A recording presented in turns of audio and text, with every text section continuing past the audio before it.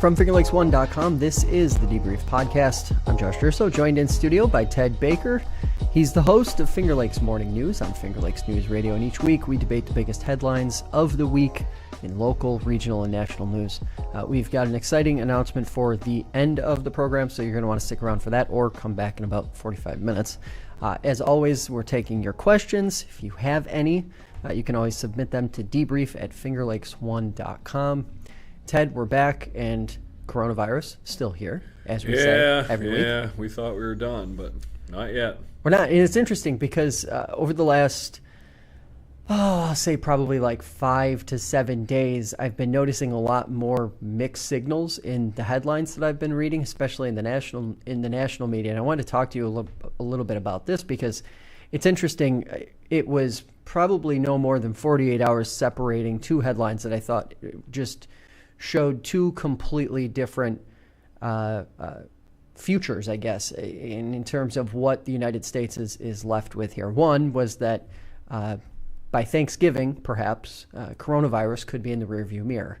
That was, I think, taken from an interview that might have happened with Dr. Fauci within the last week or week and a half. And then no less than 48 hours later, I saw a whole string of headlines about how coronavirus was going to be something that we just had to live with. And you actually brought that up this week while we were coordinating a little bit for the show as a topic you wanted to talk about. And I thought that was interesting because here we are 21-ish months into this whole thing. And we still can't seem to figure out whether we're going to defeat COVID, live with COVID, or whether COVID is just going to apparently at some point when we wake up one of these mornings, just be gone, and nothing in between. What are your thoughts on what you've been seeing over the last, say, 2 to 3 weeks? Well, the number that I always use to see where we are as a state or as a nation is the number of deaths, because I've said cases don't tell us anything because cases are positive tests. Positive tests are a function of total number of tests. If you do double the number of tests from one week to the next, and you get double the number of positives, the headline is cases double, but that doesn't really mean anything. So when you look at the national number of deaths, rolling 7-day average, it's actually been going down every day now for about 2 weeks. But different states are in different places. Here in New York, our number of deaths right now are about 1/70th of where they were at the peak. In many other states, it's at the peak. It's bigger now than it's been at any time. So you got all these competing discussions going on where different states are in completely different states of play. And that's where I just wondered, I said we talked this morning on our show about what I call the two COVIDs. We've got the national, the still overriding national media theme is it's the Black Death and it's going to kill us all. But in our own experiences, I mean, how many people do you know? I know dozens, and they get COVID, and they usually only know it because they had a positive test. They go home, they stay home for a week, and then they're back to their regular life. I mean, many of them aren't even sick. So that's where the question kind of came up. Is COVID something we should be trying to eradicate, or is it something that's going to be with us forever, and we just have to deal with it? Like we do the flu. We tell people, get your flu shot, don't go to school or work if you're sick, stay home until you're over it, don't transfer it to someone else. I've said all the way back to day one in this pandemic, our treatment of it was to assume that everyone had it. That's when we got the lockdowns and the takeout food, instead of saying, let's see who has it with lots of testing and keep them away from the people that don't. There's a growing body of opinion that we should be focusing more on testing and uncovering the positives and keeping them away instead of trying to continue to push this vaccination on people who just simply don't want it. One more point, and then I'll be quiet here. We put a poll up on FingerLakesDailyNews.com. If you're unvaccinated, are you A, trying to get it but haven't been able to, don't know how, or B, don't want it? It's 11% to 89 who say they don't want it. So These outreach efforts, in my opinion, are largely a waste of time. I think those who want it have it. Those who don't have it at this point don't want it. aren't going to get it and aren't going to listen to you tell them how safe it is and why they should get it. Yeah, and it's interesting. I think we'll end up talking a little more about vaccination, especially in like the local regional sense in a few minutes. But, you know, when you threw that question at me, I'm thinking to myself, well, you know, I do know a few people who've tested positive for COVID, and yes, their experiences have been pretty mundane in the grand scheme of things, barely even a cold, frankly, but they're vaccinated. All of them, right. Like all of these people that I'm thinking of are vaccinated. And frankly, when I think about my circle, you know, overall, in terms of who I'm socializing with and who I'm interacting with on a regular basis, they're all vaccinated. You know, and I think that's kind of where the question that I keep coming to now that we're seeing more mandates, more state, federal policy pop up. Can federal policy, can national policies even be effective at this point in terms of turning that tide and getting some of those people who have refused to this point to get vaccinated? Or is that also a lost cause in terms of how we are approaching the I would pandemic? say we have a pretty good experiment already in the medical mandate. I mean, we saw what happened. A lot of health facilities have taken a big hit. Others haven't. Some have had high vaccination rates and have had little effect. Some have lost a lot of people. So if people working in the healthcare field are saying, I'd rather lose my job than get the vaccine, that doesn't bode well for statewide or nationwide attempts to force people to get it through some carrot and stick approach. Yeah, it's interesting. I just wonder about the long-term effectiveness of that, because inevitably those people who quit their jobs will be replaced. Right? Like, it's no secret. Like the hospital systems and these healthcare facilities, if the governor reversed course and said, well, we're going to lift the mandate, the hospital systems aren't going to turn around and beg for these people to come back. I mean, I just don't see that playing out at all. Right. It's interesting to me because I think what's been missing from the coverage of, and we've talked about this a little bit before, what's been missing from the coverage of hospitals, healthcare workers, and the vaccine mandate were the absolute monstrous number of job openings that existed before the mandate even came around. Thompson Health, I believe, was one that had 300 to 400 openings before the mandate. They were worried about losing maybe 100 more once the mandate took hold. But when you're 300 bodies down and you're running an organization like a whole healthcare system, losing 100 more, it's going to result in some, temporary losses of services, but those services are going to come back online. I think the bigger issue, and I saw a headline this morning about ICU capacity in the southern tier hitting 100%.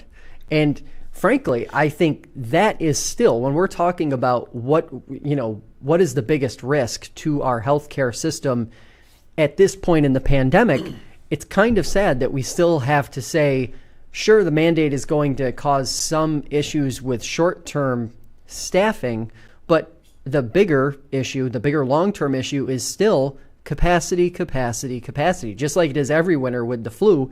And it's amazing, I haven't seen a single, not even a little bit of advocacy from those in the healthcare world to say, hey, we need more beds. We need more ICU beds. We need more general beds. We need more facilities. Maybe facilities need to be better spaced out in different regions, whatever the case may be.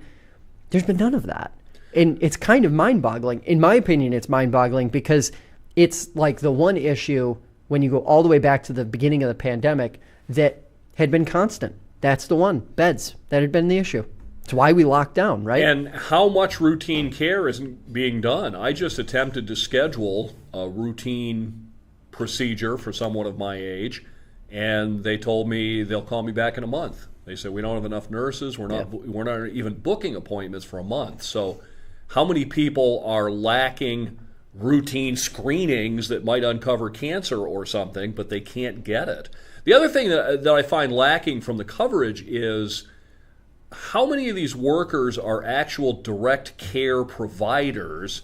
How many of them are in billing, in buildings and grounds and things? I mean, that's an important number to know. And of course, the governor came under fire at a news conference yesterday for not having a number and really making no attempt to even estimate one. I mean, you've got to know that question's coming if you're going to do a press availability, and she just simply refused to answer. She wouldn't estimate and say, well, we think it's 3,000, 5,000, whatever. So nobody seems to know really what this impact is. But like you said, it's very disparate among areas. Arnott Health in the Southern Tier said they were the ones that said they're at full capacity. Finger Lakes Health in Geneva has said that they were 90+% vaccination, and in fact they said they were 100% compliance at this point. Everyone's either vaccinated or got the religious exemption, so it hits different areas differently.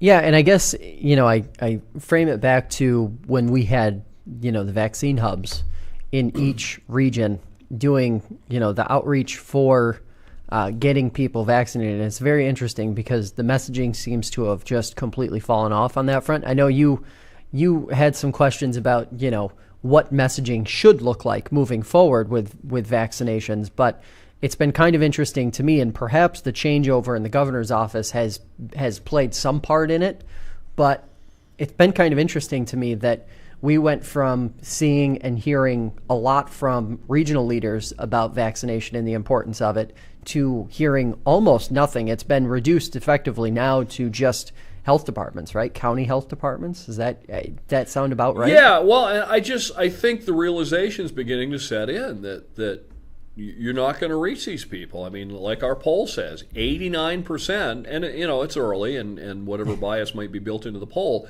but 89% say they have no interest in getting it. It's not that people, I've seen some people on Twitter, particularly on the left, saying that it's just an outreach problem, and if you reach these people, that there's these vast numbers of people who want to get it, but apparently can't get to Walmart. I mean, again, Walmart's got it, CVS has got it, Rite Aid's got it, Walgreens has got it. Anybody who wants it can get it easily. We're, 8 months or so since the beginning of vaccinations. Everyone's had ample chance to get it. The ones who don't have it don't want it, and the more official government messaging they get, the deeper they're going to dig in their refusal. Well, and to that end, what you're talking about, and I see this pretty regularly on Twitter as well from the left-leaning side of my followers, is it's billed as this outreach problem when what you're describing is an education problem and a skepticism problem of government. There are a lot of people, and it's not like minor pockets of people we're seeing now through this pandemic. It's large swaths of a whole diverse group of people who don't trust government, period. They live in cities. They live in rural places. Now, rural areas of the map make up larger portions of the map. So geographically, when people take that kind of 500,000-foot view of the situation, they say, well, geez, all these rural places are the real problem when it comes to vaccination. But in reality, cities and urban centers are having the same problem, reaching communities of color and places where, transportation and things that we've talked about a million times on this program before are big issues. And at the end of the day, it's a historical problem, right? How do you fix 30, 40, 50 years of government failure, reaching these people properly, improperly, working for these people? How do you reverse all of that in 2 years or 1 year or just months, as what we saw federal and state officials try to do over the last 18 months? How do you reverse all that in that short amount of time? You just don't, and it's not going to be possible. And it's interesting because the answer is a long-term solution: education, outreach not with the intent of, jabbing someone with a needle, but outreach with the intent of gaining their trust back over the next several years. That's the solution. Again, haven't seen a single person actually in government. I haven't seen a single person really take a meaningful step toward that. Also, a lot of, before I shut up and let you talk, a lot of pandering on the left to these big, bold ideas that are going to change the world and all of these things that really don't amount to much more than just a lot of talk and a lot of discussion and a lot of debate and, wanting to get all of the right stakeholders around the table and all these buzzwords that I'm purposely saying. Like, that's not how we fix these problems. You fix problems by actually doing something. Does it mean everything you do is going to be the perfect solution? No, but we're not going to go from the current state of affairs to complete and utter perfection in one move. That's not how the game of chess is played. Well, and I don't know that you can fix it. I mean, whoever thought that public health and a virus pandemic would become a left-right political issue? And allow me to get a little political for a minute here, but I mean, essentially, the default position of the Democrats is that government can be a force for good. The default position of Republicans is that government can't be trusted. So I don't know how you're going to reach those Republicans with a message of, no, you really can trust us, believe us, sincerely the Democrats. They're not going to believe it. It's not completely left-right, but a lot of it still is. I mean, I'm still struck by the poll that I saw a couple of months back. 91% of Biden voters were vaccinated, 50% of Trump voters. So I don't know how a Democratic federal government with a Democratic president and Chuck Schumer and Nancy Pelosi, I don't know how they reach Republicans with a message of, no, really, you may have not trusted us before, but you really can on this one. I don't know how those people reach blue voters in cities or frankly anywhere else other than the ones that are just, sort of your steadfast Democrats who just say, well, I will vote blue no matter what. I'm not sure how Chuck Schumer or Nancy Pelosi or Joe Biden or frankly many of the other big players in the Democratic Party, how they effectively reach voters and really make them believe not just that they have their back, but that they want to do something. Because Democrats are terrible at messaging. Yeah. They're just terrible at messaging. Now, they have a built-in disadvantage. They don't have stations like mine that have 12 hours of right-leaning syndicated talk after our morning show that hammers home the message of the day. But even so, look at these Build Back bills, the smaller one that was supposed to go through on budget reconciliation, the bigger one. All we've heard about these two bills is what they cost. Yeah. Where's Chuck Schumer telling us what's in this? Don't tell me what it costs. That's what the opponents want you to think about. Tell me what's in it. Yeah. Tell me how Build Back Better is going to help my life. Yep. And that message is non-existent. It just isn't there. Democrats are not good at messaging, and they've proven it during this pandemic. I mean, Andrew Cuomo's girl up on the roof with the megaphone didn't get many people vaccinated. I mean, we hit 60% in a few weeks, and we're still at 60-some% months later, and we'll be at 60-some% in the middle of next year. It's that needle's not moving anymore. Yeah, and it's interesting. It will be interesting to see because we did, and this is kind of my last point on this whole mess. With all of the other mixed messaging, we heard the CDC come out with their holiday guidance, which was effectively celebrate virtually again, or just with people from your immediate household, even though that is it just sounds like it's 12 months old. Just and then sounds they pulled it down almost immediately. Yeah, I mean, because Dr. Fauci said something different. Yeah, so, we're in this scenario now where let's see what happens over the next 90 days, especially with case numbers in vaccinated, unvaccinated places, and we'll go from there. But let's talk One would think, just one closing thought real quick, and I've said this before, but one would think between vaccination and natural immunity from having gotten it, that it has to go down at some point. Who's going to be left to be infected? At some point, everybody in America is either going to have the shot or they're going to have had COVID and develop at least some immunity to it, I would think. Which I think is why we saw folks like Dr. Fauci say by Thanksgiving, or perhaps at some point this winter, we will reach that point. Let's talk about the Sheriff's Office, the Ontario County Sheriff's Office. Since the last time we were here, Sheriff Henderson resigned, as well as the undersheriff who was briefly appointed to replace the former undersheriff. Officials are asking the public to let them heal, but we don't really know what they need to heal from, nor do we really know what happened. Ted, I know you have a bunch of thoughts on this and a lot of concerns. What are those concerns at this stage of the game? Well, we've talked about this so many times when we discuss open government. The default position of so many government agencies is secrecy.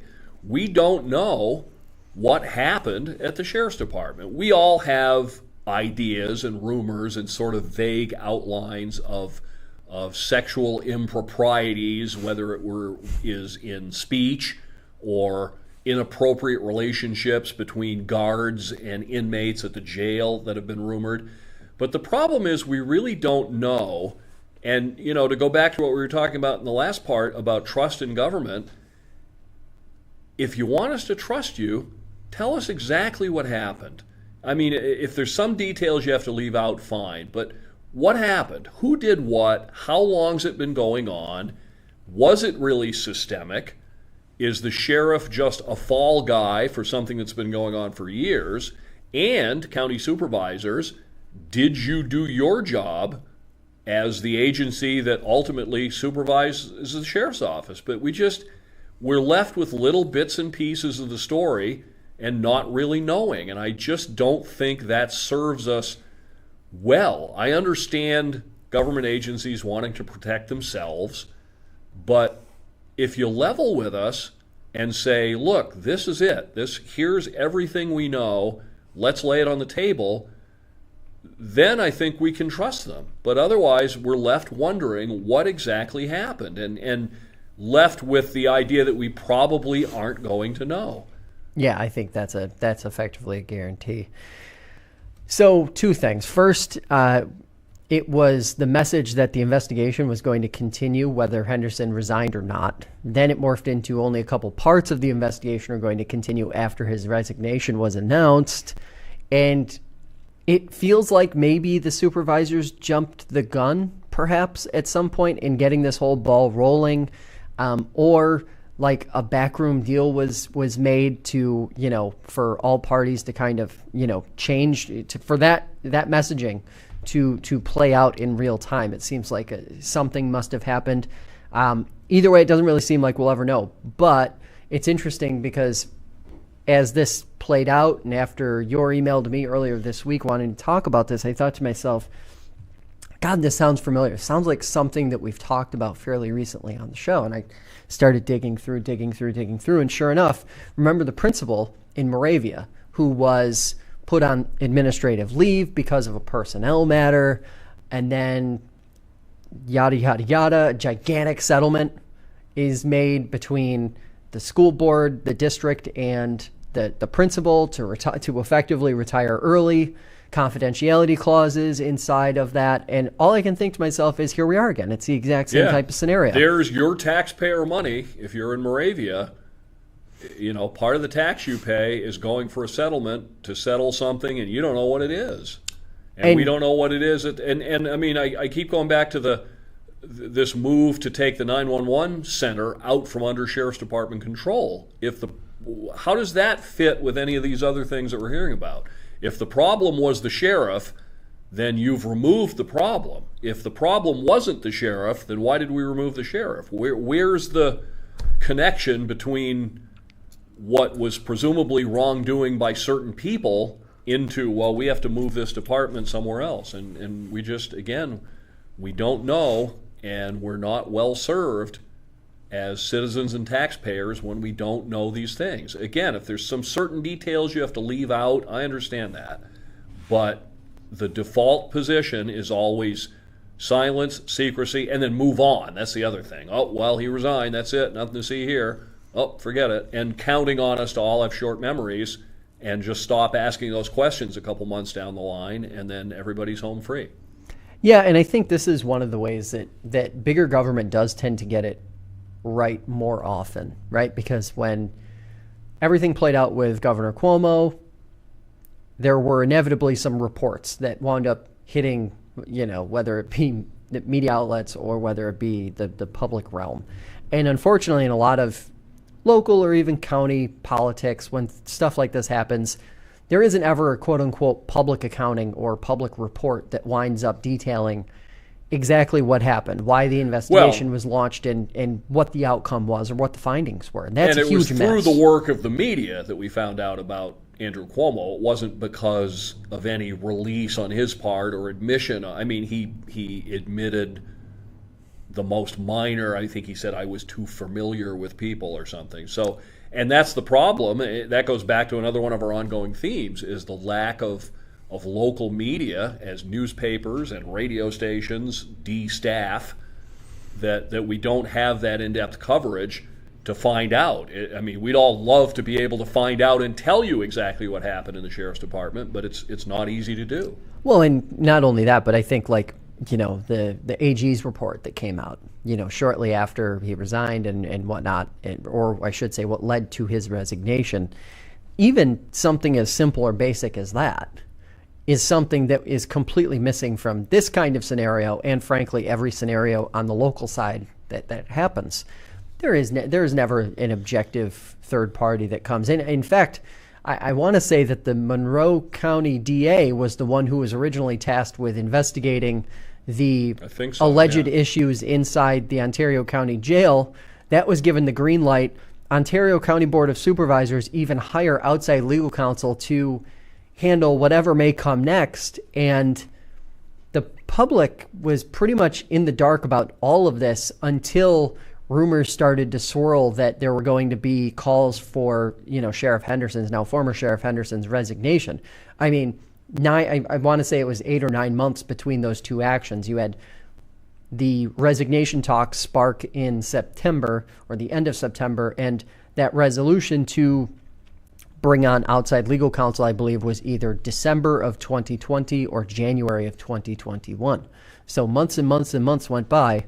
You didn't hear a single peep about it until apparently things just couldn't be kept under wraps anymore. And you want to talk about who really suffers in that scenario. If there were real improprieties going on, my God, the entire sheriff's department, the entire sheriff's office, all the support staff, all the jail staff, all of the people who've been working in that environment, essentially trapped to their own circumstance since 2 years ago, 3 years ago. And there were a lot of people exiting the department. I mean, as I said, the sheriff used to be a monthly guest on my program, and we'd talk about all these deputies retiring. Well, now we know that at least some of them likely retired because they didn't like what they were seeing in the way the department was being run.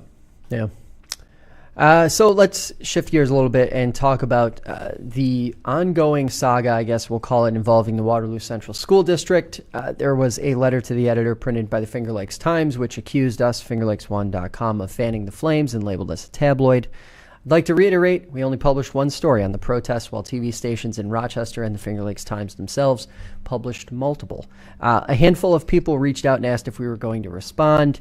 I'm going to share some thoughts in a couple minutes, but first, setting that aside, Ted, what are your thoughts on the lack of transparency? Again, we're back here on the transparency train through this process, because we don't really know much about what actually led to the protests and then what was happening afterward.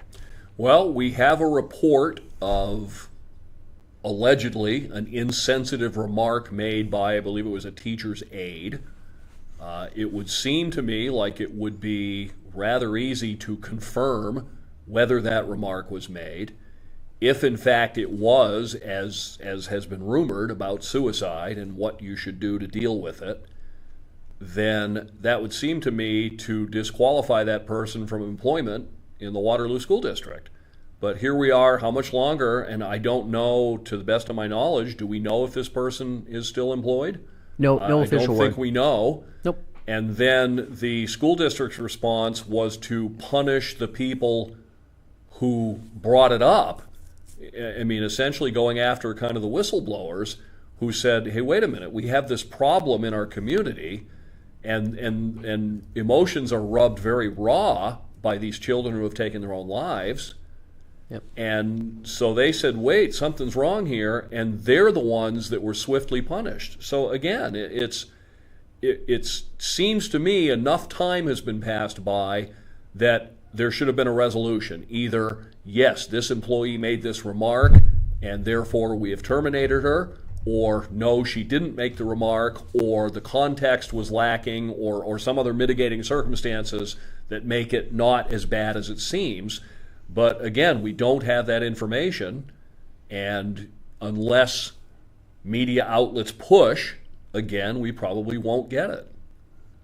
Yeah, and the situation, kind of looking at the situation from that angle, if I'm a parent in the district, I just want the chaos to be over, right? Like I just want this whole thing to be resolved and for things to be normal. And I don't know if things are more normal now than they were 3 or 4 weeks ago when, this whole thing first started to bubble. But the warning that I always give to parents in any school district whenever we're talking about systemic issues. We've covered situations in SOTUS over the last several years. We've other school districts. I'm trying to think of some of the ones that we have, and it's interesting because they always come with like years and years of context, right? Like there's all these issues and examples that the parents will bring to us and say, "Oh my God, this happened, this happened, this happened." And it seems like, unfortunately, this situation was viewed through a very singular lens. Like the protests were the problem and nothing else. And I think that is probably the biggest issue.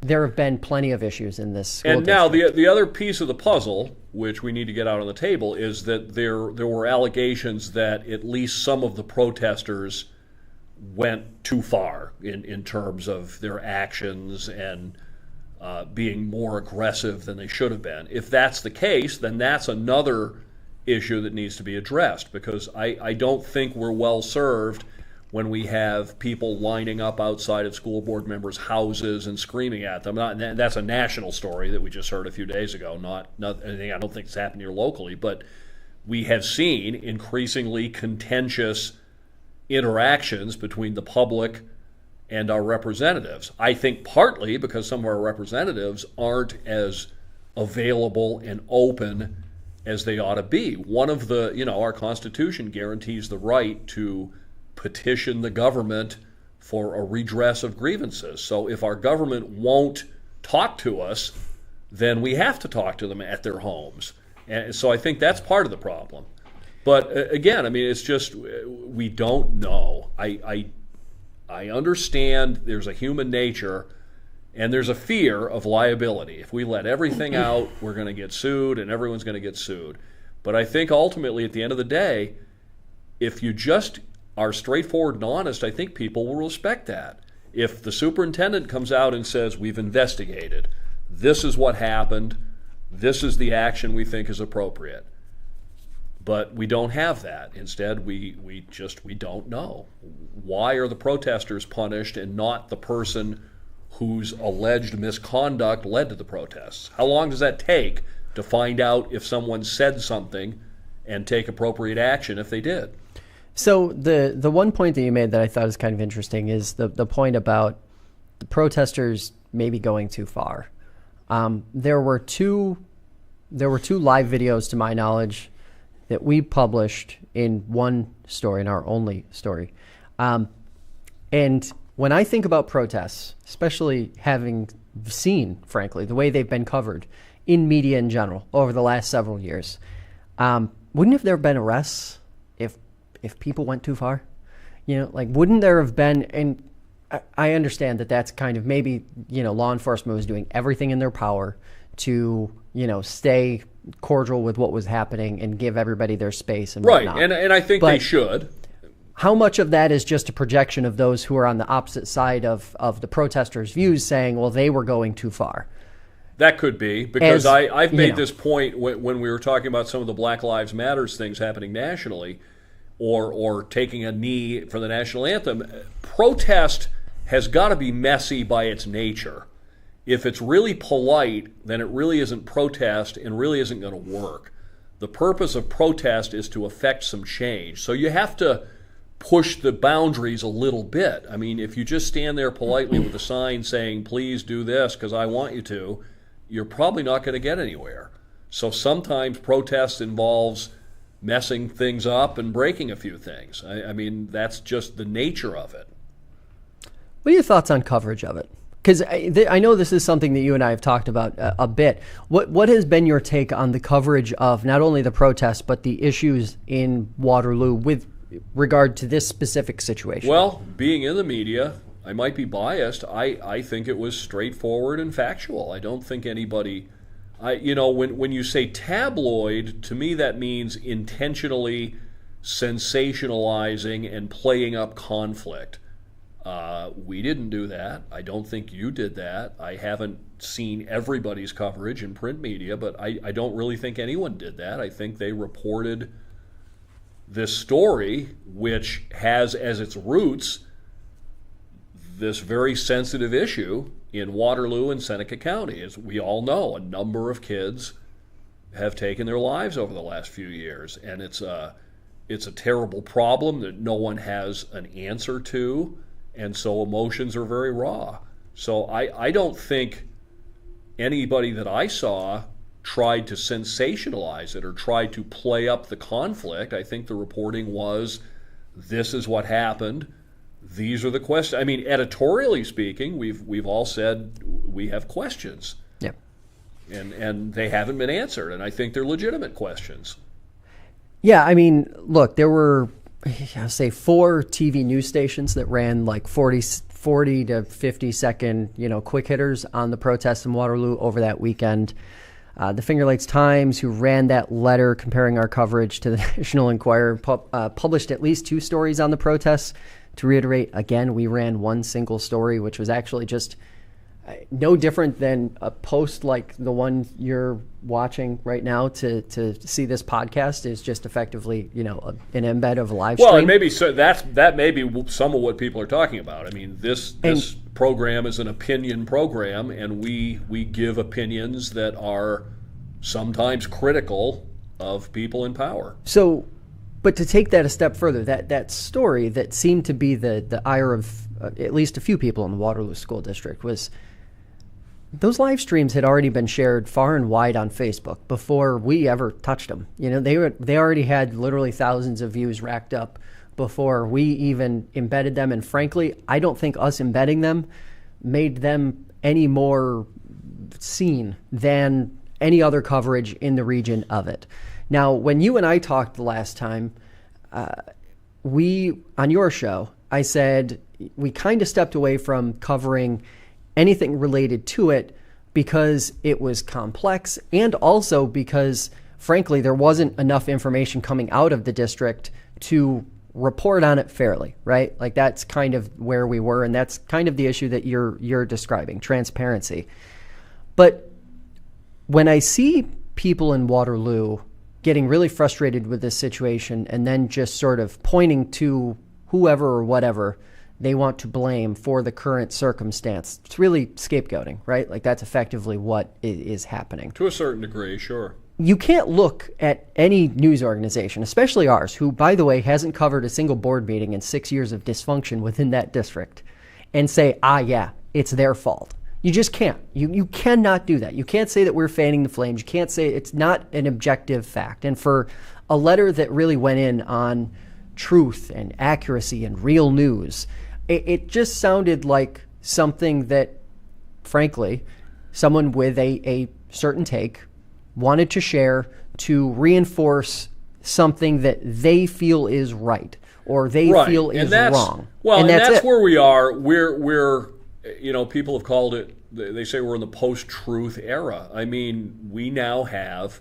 competing truths and people's beliefs. So, yeah, I think a lot of so I think we have to get used to this as media. I think a lot of the criticism, and over my career, I mean, probably the vast majority of the criticism we've ever gotten are from people who are partisan on one side of an issue and are looking for any evidence that you are partisan on the other side. Yep. And I always say, I think people outside the media bubble don't realize that we really, for the most part, don't care. We don't take sides. We just say, this is what's out there. We're trying to show the truth. This is what happened. And that's what we try to do. But very often in doing that, if someone's very partisan, if someone's partisan that the school board did the right thing and we come on and say we don't think they did, then that's evidence in their minds that we're taking a side. Yep. But we're not really taking a side. We're analyzing the facts as we see them. And I'm talking about in this venue, which is an opinion venue. I mean, we're allowed to express opinions. As far as straight news reporting, I didn't see anybody do anything really other than say this is what happened. But we're asking the question, again, about openness, because to the best of my knowledge, there has not been a statement from the Waterloo School District whether this person said this offensive thing. Yep. That would be a real basic thing that should have taken about 30 minutes to determine and another 30 to type up the release, and then we all know, yep, she said it, and we fired her. She said it, and we didn't fire her because you don't understand this context that we've learned, okay? Or perhaps she didn't say it. Yeah. Or said something close but not as offensive. So, again, and in the absence of known fact, rumor and supposition and emotion will rule the day. Yeah, and I guess one last point, and I think this is the reason why a lot of people were reaching out to me and asking if we were going to respond, it was the idea that the letter's author suggested that everyone should drop us from their phones and stop using fingerlakes1.com. Our traffic has been rising exponentially since the middle of summer, and it has absolutely nothing to do with coverage of the Waterloo Central School District, nothing to do with Waterloo. It has nothing to do with, frankly, any purely local coverage. Every single user in Waterloo could drop us and stop using fingerlakes1.com, and our audience size would decrease by less than 1%. Grand scheme of things here, this is much a reflection of like where we stand right now in the state of media as it is anything else. Yeah. But if you're just going to take whatever bad thing is happening in your community and point to the only media outlet that actually gives you everything you need every day to know what's going on and say it's their fault, instead of looking within the district, which is what everybody should be doing right now, look within the district, you're not going to see any meaningful change, because you're obsessing with something that has nothing to do with the root problem, which is a dysfunctional school district. Right. Here we are. If a tree falls on your roof and we say so, it doesn't make it our fault. The tree fell. So here's another local topic that I thought was really interesting to talk about. Every year, and I'm sure you do the same, you talk to a whole bunch of people who are running for office, right? Over the last 3 to 4 weeks, I've gotten a lot of this question. Why haven't we featured more interviews with political candidates? Now, I'm curious, how many political candidates have you been able to get booked over the last month and a half to 2 months? None, and actually, frankly, I haven't really tried that much. I think there may be a COVID effect at work here. I think so many people are just feeling so overwhelmed and want this to be over that maybe they're not thinking as much about some of these races as they normally would. And also, frankly, when you get down to the lower level, when you're talking about town supervisors and town and village positions, most of these people have little experience with media. They really don't know how to reach out. They don't know how to present themselves and put out releases. So they're not real good in their media kind of savvy. So because I know you said that you did a lot of outreach and basically nobody answered you. And that's, campaigns are going on. I mean, Lee Zeldin's going all around the state campaigning for governor. Who cares at this point? Yep. It's a year away. Yep. Only the biggest political heads are paying any attention right now. The average person on the street has got too many things to worry about whether they want Lee Zeldin or Kathy Hochul as governor a year from now. Yeah, and it's interesting because my big takeaway from the whole situation was, after I started thinking about the question, is we did all of that outreach in the spring and early summer, back when people had time to digest what was going on and back when things wouldn't be rushed and, we could actually give space to everybody. 95% of candidates either ignored or said they wanted to do it later or whatever the case may be, just didn't respond.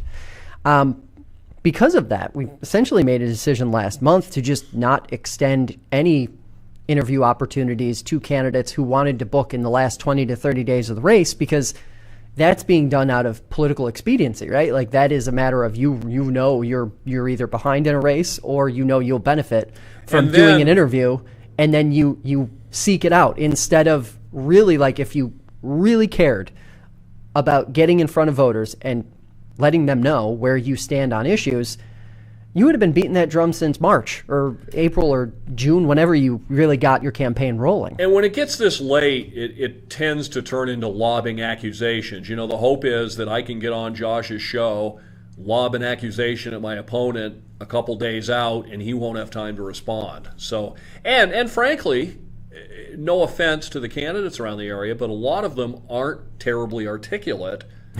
And I don't mean this as a slam. It's not a skill everybody has to be able to speak into a microphone or on camera, you know, without notes or without a script and be coherent at it. That's a skill, hopefully one that we have. So a lot of people that run for office aren't real strong at that, and they know it. So I think some of them would rather not. You know, they don't want to freeze up when you ask them a question in one of their positions. And then one final thought on this, and that's that I'm seeing more and more the local politicians are sort of adopting the national tone of their party, and we get more stuff that's really it's not as much, you know, in the old days, if you're talking about town supervisor, it's what do you think of Seneca Meadows? What do you think of taxes? What do you think of schools? And now more and more it's going to be about sort of those national political opinions of both sides. Does that make sense? You know where I'm coming from there? Yeah, and I think to that end, the other big frustration that I've had historically with doing a lot of these candidate interviews, especially this late in the race, so to speak, is that they've had time to rehearse a lot of stuff and a lot of positions, and whether it's because they've done so many, you know, community events where they've reiterated the same talking points over and over and over again. Yeah, it becomes very scripted and not very revealing. Or whether it's clearly practiced beforehand so that they appear as the more prepared candidate. Either is not a very good reflection of the issues. Another frustration that I've personally had is, of all the years that we've had readers and listeners and viewers of our podcasts say to us, why don't you have any debates? Why don't you have a debate between X and Y candidates? We would love to. And we've tried more times than I can even count every year. And unfortunately, it never works out. Either one candidate doesn't want to, or one candidate chooses to be a little more selective in terms of the when, where, why, and how, or they'll find another reason why they don't want to do it. And it's not a matter of, you know, it hasn't historically been a lack of will. Now it's a lack of will because we're just tired of the discourse. But frankly, in a lot of races at the local level, there's really sometimes little difference between the candidates on their positions anyway. You know, everyone's for lower taxes, better schools, and mom and apple pie. So it's, you know, again, how revealing is it going to be if we get three supervisor candidates in and they all pretty much agree with everything? Yeah, and it's interesting. It's one of those things. Next time we do the show, we'll have to get in talking about the differences between the Cuomo and Hochul administrations. I saw an interesting story this morning about Kathy Hochul saying that she was not going to be on the ticket with Governor Cuomo if he ran for a fourth term. That's kind of interesting. A lot to go on there. But first, that announcement that I talked about earlier. Paul Russo is joining the FingerLakes1.com team later this month. He's going to be taking on the role of studio and live events manager. He's going to be producing this show as well as all of the other programming on our network. Obviously, that means I won't be sitting in this chair doing 50 things at once. I'll be over there where Ted is. We'll still be socially distant for those who are concerned about that. But it'll definitely be a big change for this show and for FingerLakes1.com. Big step. We're really excited about Paul coming. Yeah, I don't know how you do all that camera switching and everything while you're talking. And it's... Thank God there are a lot of keyboard shortcuts. Thank God. Ted, where can folks listen to you Monday through Friday? I'm on the Finger Lakes Morning News on Finger Lakes News Radio. In Auburn, that is 96.3 and 1590 WAUB. In Geneva, it's 106.3 and 1240 WGVA. And one note, beginning next week, we've been developing our technology here. we're going to begin to take phone calls on the morning show. So we're going to, in addition to Greg and I opining on the issues of the day, you can have your opinion on the radio as well. Oh, and we love to hear that. All right. All right. Thanks for listening, guys. We'll see you next week.